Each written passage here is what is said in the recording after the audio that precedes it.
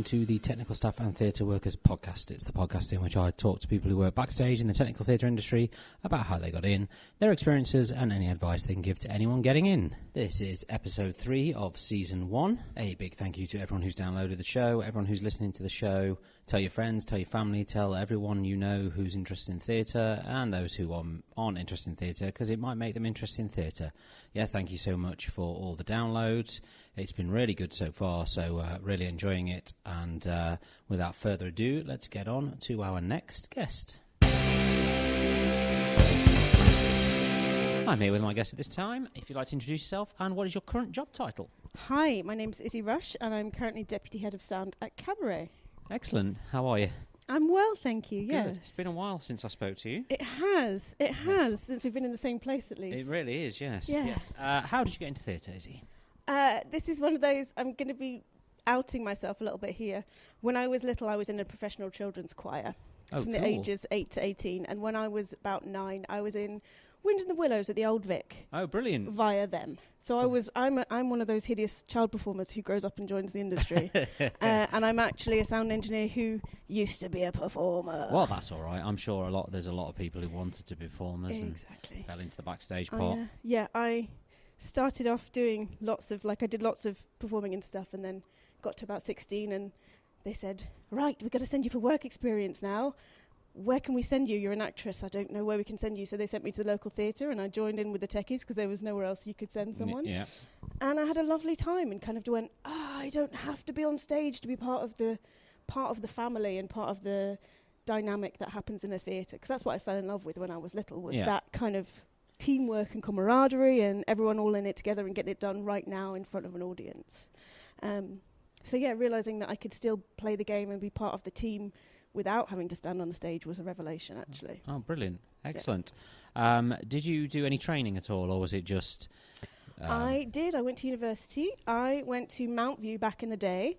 At that point, it was the only uni you could go to where not the only, but there were only a couple of unis where you could study a whole range of things. Right. Most universities, all the RADAs and places, wanted you to... specify straight away what you wanted to study. And I knew I wanted to do technical theatre, but I didn't know which aspect. Part? So Mount View was very nice in that it let me study LX sound, construction design, stage management, and do it all in a 3-year course put into 2 years, so I had to spend less on fees, which was nice as well. Excellent. So what made you choose sound? It was... And did you, before you answer that one, did you do... Was it like a definite, I'm going to do sound because you enjoyed sound more than anything else, or were you kind of swinging towards anything else? I wasn't swinging towards anything in particular. I probably, if it hadn't been sound, it probably would have been in the construction design kind of side of things. I loved, we learned how to weld and stuff like that, brilliant. Getting my hands dirty and doing all that stuff was great fun, and I really loved that side of it. I had a really wonderful sound tutor called Mick Livermore, who was a delightful human being and just really very good at making people passionate about things. Excellent. And at that point in time, I was going out with someone, and he was also in sound, and so it was something we could talk about. It wasn't the only reason, but it definitely helped shuffle me in that direction. But you put someone behind a desk and you say go, and it's an adrenaline rush that you don't find in many other places in the industry. Yeah, I find. Yeah. I think from a sound point of view, you're always live. You can't. There's no sort of rehearsal. You can't come in and run through the cues and whatever. You have to do it live, and the first time you ever do it in front of an audience is generally the first time you ever do it. So, there is that kind of rush. Yeah. There, And every day you're reacting to things in real time. Yes. You never know what you're going to get. You're playing effectively a massive instrument, which consists of this piece of equipment in front of you, but then every cast member on that stage and every musician in that pit or wherever they are placed. Yeah. And you are having to deal with all of those separate individuals giving what they're giving on that particular day. Yes, and which so is never the same as it's always different. It's always a little bit different, and it's always, therefore, a little bit creative. Yeah, absolutely. I like that. What was your first technical theatre job? Because we know your first job was Wind in the Willows. The first thing I was paid for was Wind in the Willows. But my first technical job was working at my local theatre. After I did work experience there, I stayed on as a casual. Excellent. And so, like, probably officially, it would be the panto, follow spotting on the panto. Ah, love panto. Yeah, absolutely. Love panto, Brilliant. love follow spotting. And it's a skill. Oh, yeah. Follow spotting is one of those things that people kind of sometimes don't think about or disregard, but it makes such a difference to a show. It does, and Yeah. I'm terrible at it. Are you? Utterly terrible. Just the worst. I was all right back in the day, but I don't know what I'd be like now. I have this. I struggle sometimes to concentrate. Mm. So when you're not concentrating as a follow spot, it can become Just a real leave- issue. Exactly. It's literally a following spot. Yeah. A list of any other jobs that you've done since? I'm going to work myself backwards a little bit just because I will forget otherwise. So I'm currently on Cabaret. Just before that, I was on La Cage at Regent's Park. Just before that, I was on Newsies at Wembley. Before that, I did the full season at Regent's Park last year, which was Antigone, 101 Dalmatians, and Legally Blonde. Before that, I was on Anne Juliet. Before that, I was on Les Mis, which is the last time I've officially worked with you. Yeah, absolutely, yeah. Although that might have, because I've been to Les Mis, I've been back and forth to Les Mis about 3 or 4 times now, so it was probably actually not the time I was with you that I was most recently there. No, I think you were there after I left. I was there after the concert, briefly. Yeah. So yes, I've done some Les Mis. I've done Rock You in the West End. I've done Rock You on tour. I toured with a show called the Blue Man Group, which isn't really theatre and isn't really rock and roll. Though, it's a wonderful, wonderful it's show. Brilliant show. So I toured with that for a few years, which was lovely. Done a lot of dapping in town, and I've some other touring. Seven Brides with Seven Brothers was my first, it felt like I was actually in the industry when I did that one. It was like on my first tour, doing the thing. That's quite interesting, because my first professional sound job was Seven Brides with Seven Brothers. It's a show, right? It is a show, it really is, yeah. It's a long one and an old one, and kind of, you look at the storyline, you're like, this is questionable. Oh yeah, very much but so. It's got some literal thigh slappers, and it's good fun, and yeah, the oldies love it. Yeah. Also, you don't realise how many songs you actually know from a show like that. Absolutely. Yeah. Excellent. What would you say was your favourite job, and why? Obviously, your current job is your favourite job. Oh, my current job is but what was wonderful. actually your favourite job, and why? Mixing We Will Rock You at the Dominion is something I haven't managed to match since doing it. Excellent. I think that's partly the Dominion of it all. That's partly the Cadak of it all. It was a beautiful Cadak desk. Yes. And all of analog our... desk. And yeah, it was kind of like, the first step into digital, but still being analog. And it was all valves, the beautiful warmth of a valve desk. And we had valve amplifiers on the guitars as well. So the whole show just sounded warm. Like, it had this wonderful, glorious warmth to the show. Until you get to a quiet moment and realise you've not turned the fans down on the desk. You've not turned the fans down, and you go, oh, shit. Or you spend half your time hitting the top of it with the bottom with of a Motorola. Absolutely. But it was that glorious moment where you're mixing a show and you realise someone's going to have to change a channel on the desk while you're live mixing. Hot swapping, yeah. It's fantastic. But yeah, mixing Bo Rap at the Dominion on a Cadak, that's kind of the one. How can you top that, eh? Absolutely. Les Mis came very close, I must say. That's a wonderful mix as well. Oh, yes, it is. It's tiring. Yeah. It's long. It is.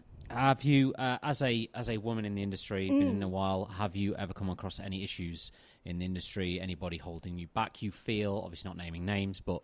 and... It's an odd one. It is there, and it has been there.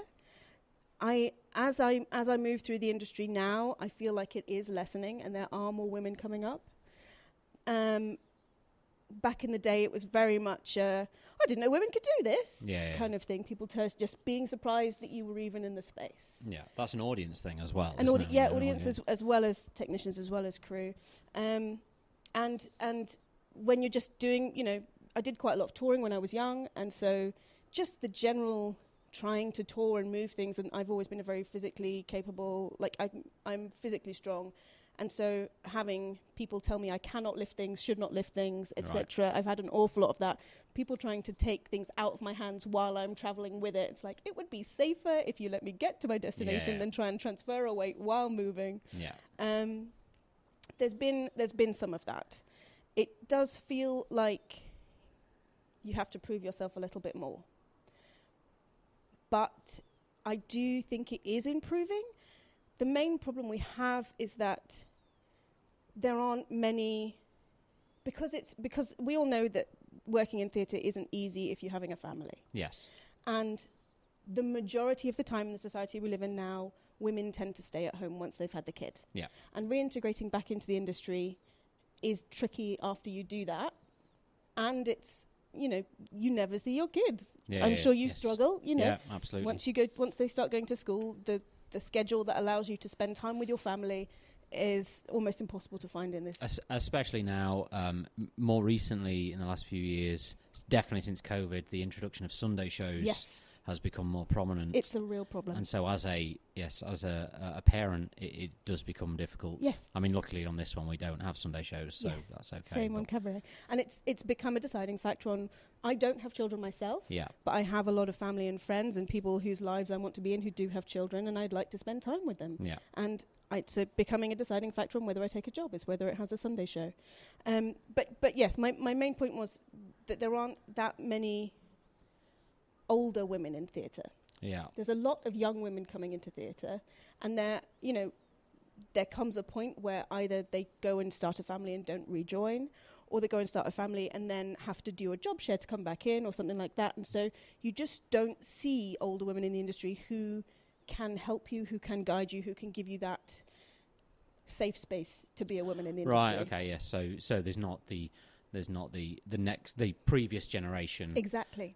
Yes, I can see that. Yeah, absolutely. You hit a certain point where there aren't. Yeah, I mean they are out there, but there's not as many of them. Absolutely. There, yes. I don't want to negate that. There absolutely are wonderful women in the industry still, but you don't see as many, and you don't get to work with as many. Yeah. And there aren't that many female designers in musicals. No, that is true. You don't come across any form of design. I mean, I know a couple of lighting designers, but sound designers certainly not. I can think of a few. Maybe a couple. But not many, and not many who consistently work in musical. Yeah.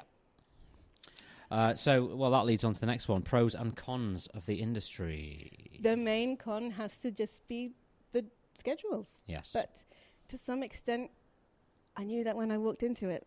Well, that's the thing that people have to remember, that you don't come into this job. I mean, I started working in theatre because I used to work in pubs, and I wanted to do something that was more sociable hours. Yeah. And then I worked in theatre, which is less sociable hours. So more structured, less sociable hours. Absolutely, yeah.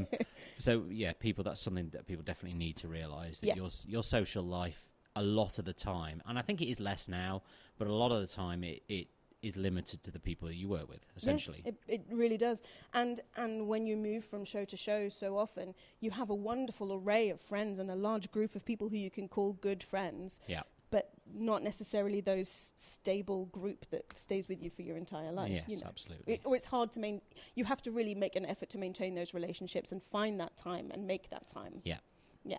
So I'd say the biggest con is probably the schedule, and if you can find a way to find a job that gives you floats or holidays or things like that. It's harder when you're touring. It's tricky, but touring, I should say, is a very good thing, and I think everyone should try and do it at some point in time. It teaches you so much. It's great, especially when you're young. Absolutely, absolutely. So yes, but when it comes to the pros, there's nothing quite like working on a show. Like, the adrenaline I get from mixing a show is glorious and fantastic and creative, and it's the company of players, and that I don't just mean the cast, everyone in the building, and that's down to the cleaners sometimes and the people who work stage door, and it's a community. Yeah, it's a community unlike many others, and there's an openness and an acceptance. Yeah, there's a ways to go, and there's there are definitely pitfalls. Like, it's not a very racially diverse society a lot of the time from the technical point of view. Yeah. especially. But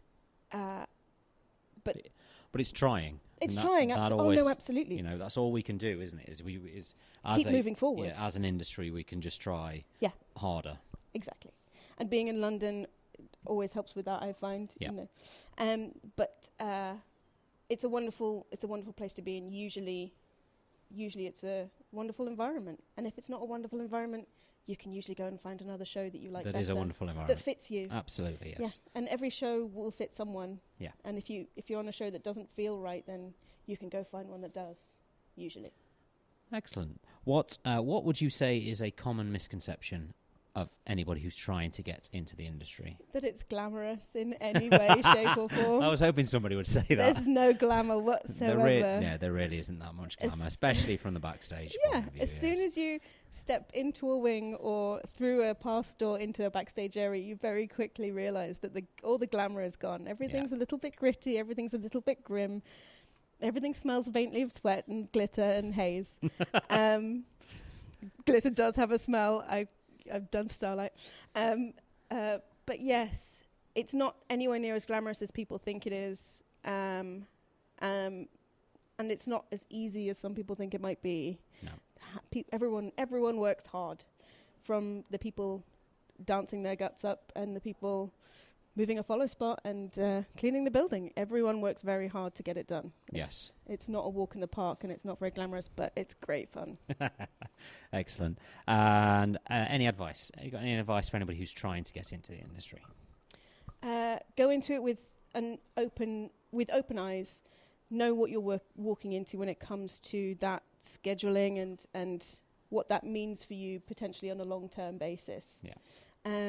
But talk to people, be nice to people, and just try and learn as much as you can. Don't ever assume that you know, and be ready to say, I actually don't know, can you help me with this? Yes, that comes up a lot, to be honest.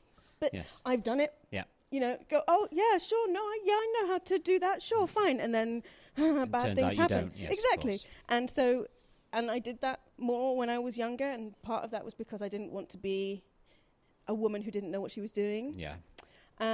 But yeah, if you're open about your skill level and your understanding of something, most people are willing to help you. So just be honest and be like, can you help me with this? I don't really know. Or just Google things. Like, having the internet is such a wonderful resource. So much easier these days. Absolutely. Like, the amount of times you're like, I just would like to program this thing and I cannot remember how to do it. Yes. Look, there's a YouTube video on it. Oh, exactly. Brilliant. YouTube how-tos are so wonderful. If only from, like, my home plumbing, I could use that every time I try and do any DIY in my house. Anyway, sorry, moving away from the subject. Yes, ask questions. Be nice to people. I've gotten more work from being somebody people are happy to spend time with than from being someone who knows everything. Yes, I always say that. It's a small industry, so everybody knows somebody. So if you're somebody who is willing to work hard, listen, get your head down, do the job, then that news spreads as quick as somebody who doesn't do any of those things. So exactly. Brilliant. And that's everything. Cool. Thank you very much for joining me. Thank you for having me. Brilliant. Thank you. Thanks. Well, thank you to Izzie for that. That was good fun. I enjoyed that one. It was nice to speak to Izzie again after such a long time. Thank you so much for listening to this. Thank you so much for downloading it. It's been really great. Really loving it so far. And long may it continue. Thank you to all the guests that have been on. And I shall see you all next week.